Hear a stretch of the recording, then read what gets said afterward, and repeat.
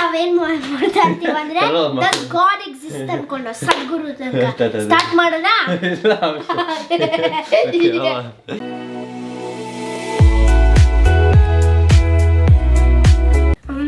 What is vibing? This is Vish, and today we'll be responding to Sadhguru's video on Does God exist? Also, if you haven't subscribed yet, I'll be truly grateful if you do. I'm a meditation coach and I've got hundreds of people on their meditation journey. If you have any questions about it or want a one-on-one session with me, either comment down below or message me on Instagram at VishVibez. Also, if you have any other video requests, comment that down below too. Sadhguru is a yogi, mystic, and visionary who's truly enlightening the world. And today, I'm here with my cousin, Vihan. Want to introduce yourself? Yeah, sure. Hi guys, my name is Vihan and I like to play basketball and my favorite color is golden. There we go. And where are you from? I'm from LA. He's from Los Angeles, and I was actually born in the Bay Area. For those of you that didn't know us, we're both California babies. Now let's get right into it.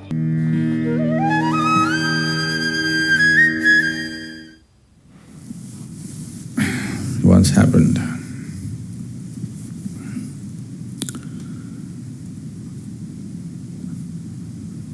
Gautama, the Buddha, you heard of him? Yes. Everybody heard of Gautama? Have you heard of him? No. So, Oh yeah. Buddha is not his name. His name is Gautama Siddhartha. He became a Buddha. So he is not the only Buddha in the world. There have been thousands of them, and there still are. So Gautama was sitting in a large congregation of people one morning, an early morning, earlier than this, okay? A man arrived and stood there in the shadows. This man is a great devotee. He is a devotee of Rama. You heard of Rama? Not Have Rami? you heard of Rama? Rama? No. Rama. Oh yeah, Rama. Deities in India. If you do not already know this, in India we have 36 million gods and goddesses. It's a very rich country. Wow. 36 million.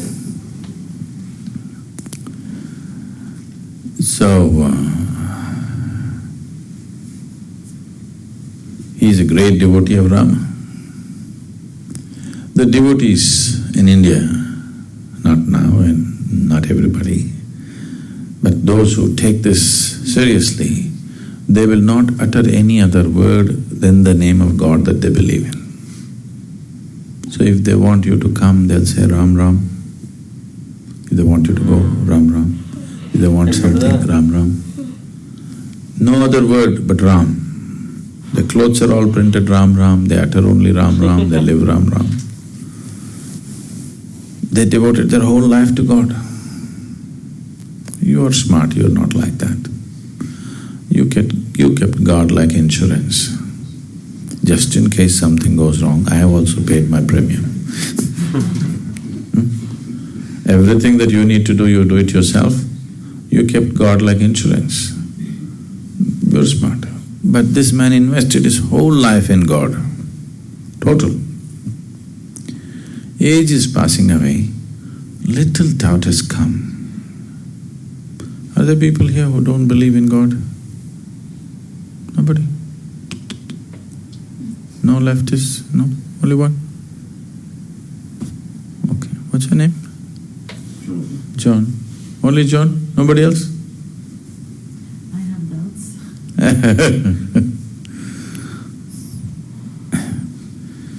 So, little doubt has come. Quick question for you, Vihan. So he's talking about, do you believe in God? Do you believe in God? Yeah. You do believe in God? Yep, I do. Why is that the case?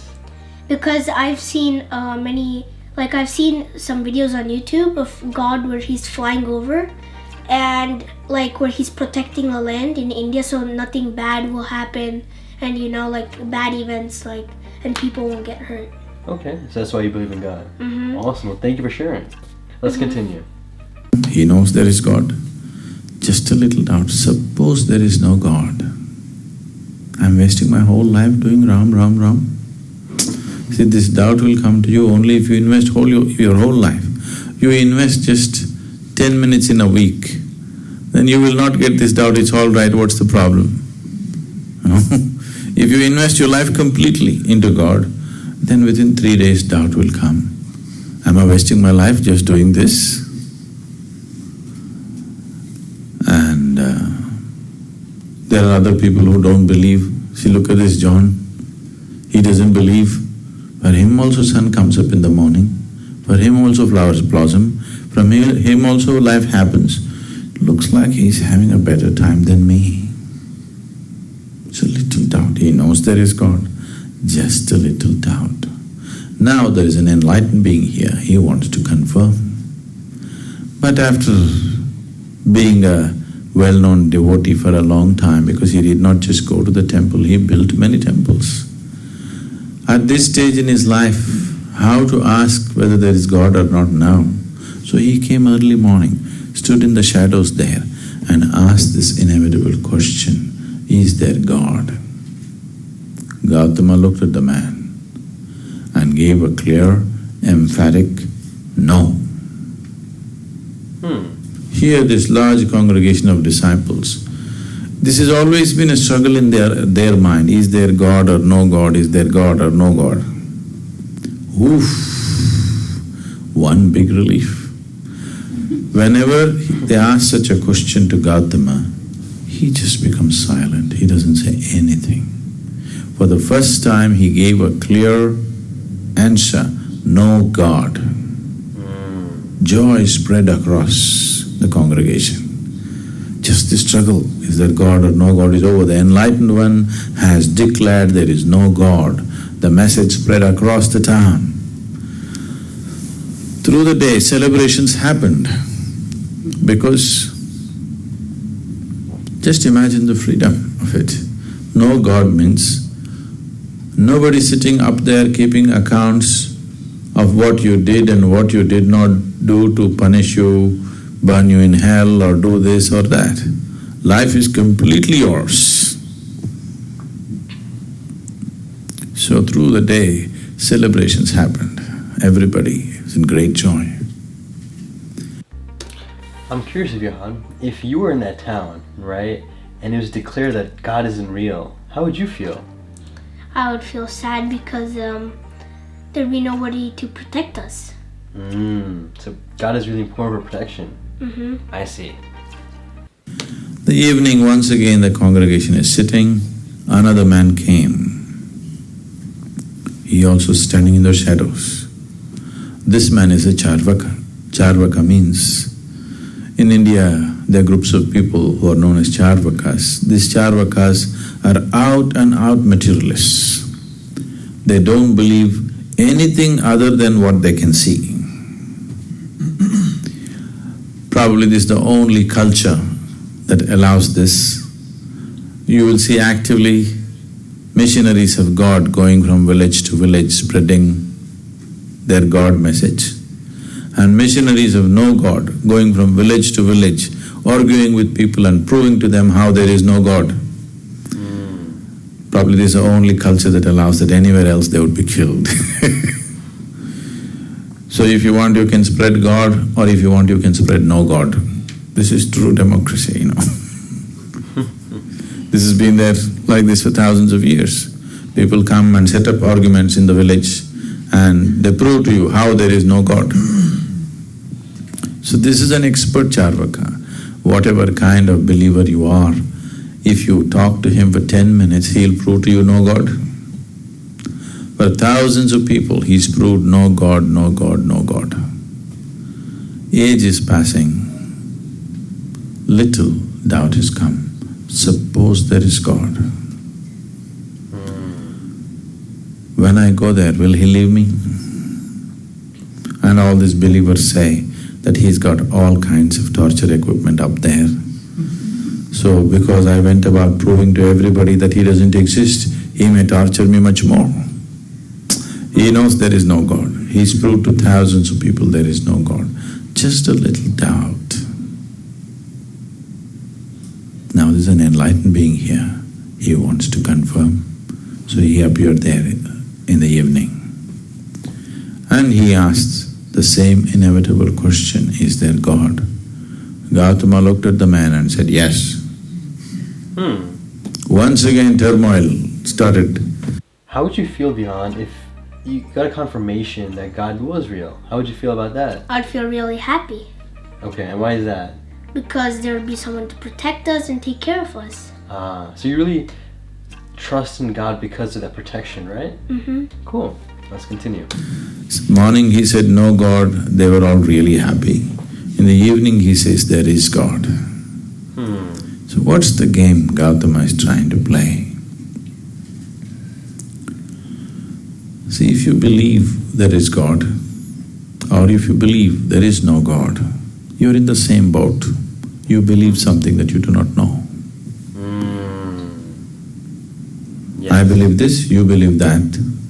Doesn't make any difference. You can believe whatever you want. Yes? Everybody can believe whatever they want. It need not have anything to do with reality as such.